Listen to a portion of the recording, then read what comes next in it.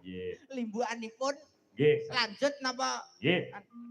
Napa niku nyuwun wekdal mengke kangge Ananda Denandra. Oh nggih. Mangke dipun tingali Nggih. tingkah lakune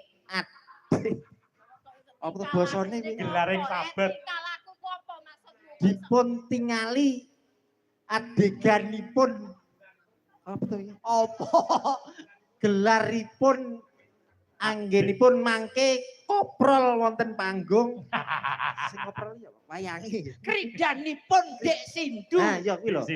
Dek Sindu. Nggih, asli saking Bonsari. Dalang muda asli dari sini. Nggih, Pak Dik. Dek Sindu. Kripik gedang godho telo. Sithik edang waton roto. Bila ada sumur di ladang, bolehlah kita menumpang mandi. Bila berjumpa lagi, mesti anggenipun paling lalipur kathah lepat kathah kirangipun nyuwun gung samudra gung pangaksami.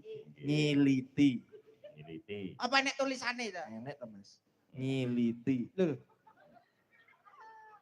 Ngiliti. Kok nyiliti kan? Nyiliti. Kok nyiliti kabeh ya? Jane piye to ki?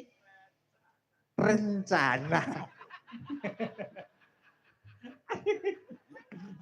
Nggih, sembah nuwun barokah selalu. Ada lepat pangapunten. Panjang umur. Ngodinonga mugi-mugi saged pinanggih malih. Nggih. Matur nuwun sangat. Nggih. Areka. Nggih. Areng nggih. Ayo Nduk, nutuke marang lelakon dina semengko yo Nduk. Ayo Mak tak gerakake dina semengko yo Mas. Bumi kuncing langit lan katon. Lerekinin hangre sang mawe kantrum.